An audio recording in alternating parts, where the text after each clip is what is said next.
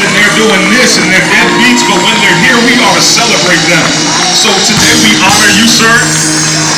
Speak as the Lord has laid it on your heart. Bless the Lord. Amen. Bless the Lord. Thank you. Praise the Lord, everyone. Praise the Lord. Hallelujah. Bless the Lord.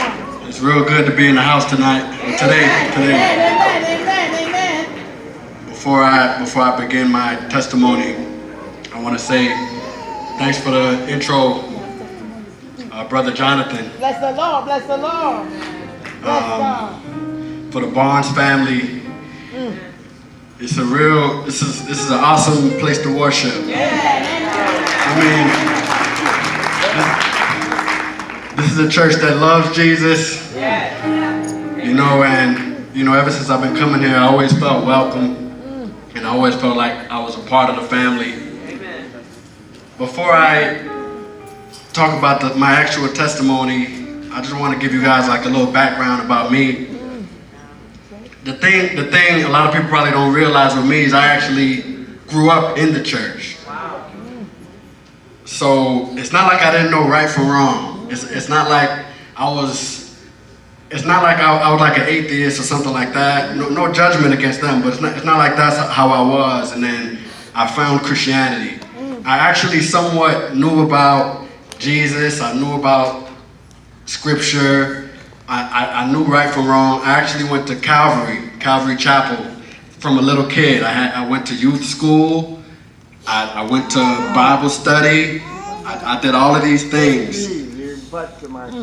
And eventually, it's like the world, the things of the world just grabbed a hold of me between that space. So between the space of me attending church, you know, I know some people call it playing church. I've heard that phrase. And between me just, I guess, playing church and between me now, or God bringing me back, that space in the middle was dark. My God. I'm going to elaborate a little further. And basically, this is how it happened. You see, I was involved in a lot of things, a lot of different drugs, a lot of experimentation. I was into, I even had particular philosophies about it. I felt like if I go to work, then I deserve to smoke weed at the end of the week. Like I had certain like philosophies on the way I did my stuff. And it's pretty much like idolatry. So I created my own God, which was drugs, a lot of other stuff that maybe I shouldn't get it. I don't know. I know there's some kids in here, but so a lot of things I was getting into. But there was one particular night I was smoking weed. This one particular night, I used to plan it a particular way. It was 2 blunts, and I planned 1 blunt for the day and then 1 blunt for the night. But now, this night wasn't some regular night. This wasn't a regular night. So I smoked that blunt. I smoked that blunt that night. Something was different. I didn't feel myself. I felt like something was taking control of me. I felt like I wasn't myself. It felt like something was controlling me, possessing me. And I said, okay, this is not the way it's supposed to be. This is not my other experiences when I was out going at the club and smoking weed. This isn't those experiences. Why is this experience so different? Even at the time, I went and talked to my ex at the time. By the way, so ladies, I am single.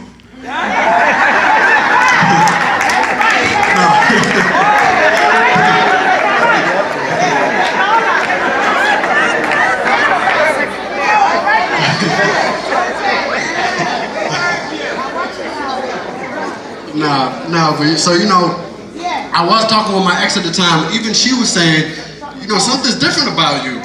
Something you're looking at me differently. You're just staring at me lustfully, and what's going on? I said, I don't know. I was just out of my mind. Jesus.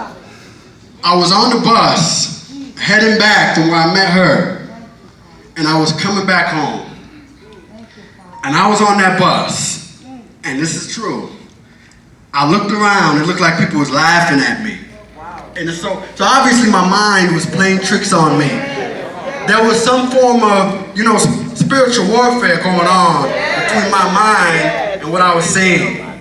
My God. My God. So these individuals laughing at me. I'm like, what? Did anybody else see this? But everyone was just laughing at me. They was making they was laughing at me like, oh, look at them. We got them. My God. We got them, guys. I looked across from me, and there was this red demon laughing at me. My God. This wasn't the same. This wasn't the same now. So I said, you know what? Let me get off of this bus. I didn't know. I wasn't really close to the house, but I said, I don't care. I'm getting off this bus. I'm terrified. I don't know. Am I in hell? Did I go too far? Did I cross the line?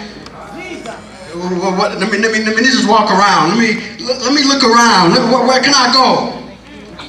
So I started walking, and it was one of the darkest walks.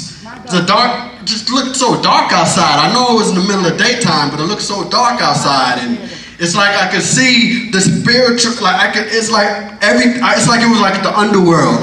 Everything just looked so dark. But there's something on the inside. Say, isn't there a church around here? All right.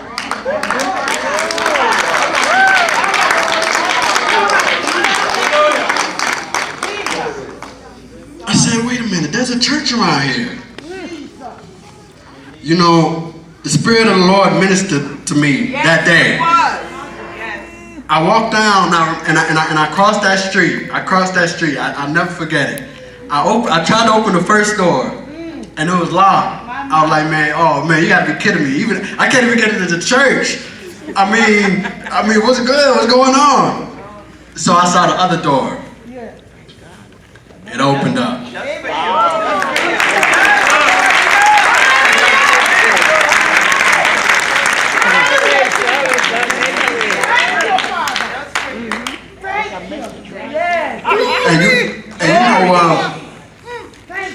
When I opened up that door, I saw First Lady Barnes. Hallelujah. And I saw Brother Jonathan. Love y'all. I saw Brother Jonathan and Sister Barnes. And it was, the way it happened. First of all, when I walked in, everything looked so bright again. Because remember, from the outside, everything looked dark. As soon as I came inside, like my senses came back. And I was like, okay, I'm cool, so now let me see what to do. I didn't pray in a few years because, I was in the world and doing whatever I did. I saw, First Lady Barnes. She was nothing but sweet to me. She was nothing but welcoming to me. She didn't look down on me. She didn't say, oh, look at it. Oh, look at this guy. Was he from the streets? She did not do that. She said, can I help you? What's going on?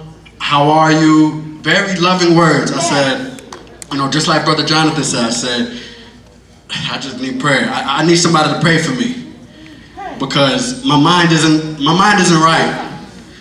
She prayed for me. Well, she said, yeah, just like that. So I sat down right there in the back.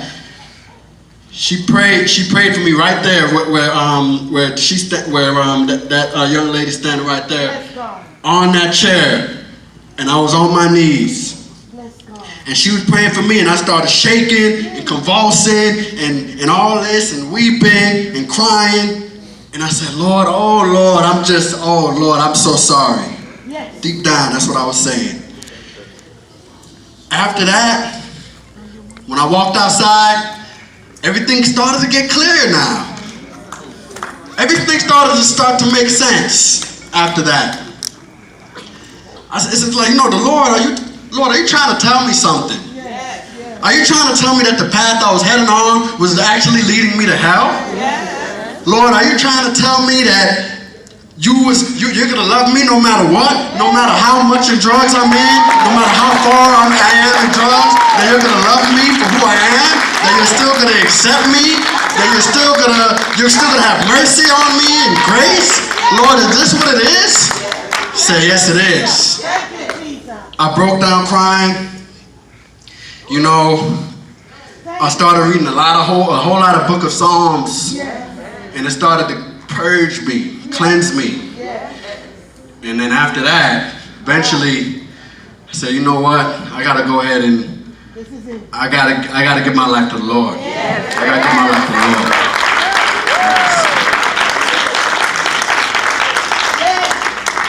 I ended up getting, I actually ended up going to work one of those days after, and I saw a whole bunch of cars on the outside of Faith Tab, and apparently there was a Christian concert going on, and when I came in, I just felt the presence of the Lord all over this house. I felt the presence of the Lord. You know, when those songs was playing, I could feel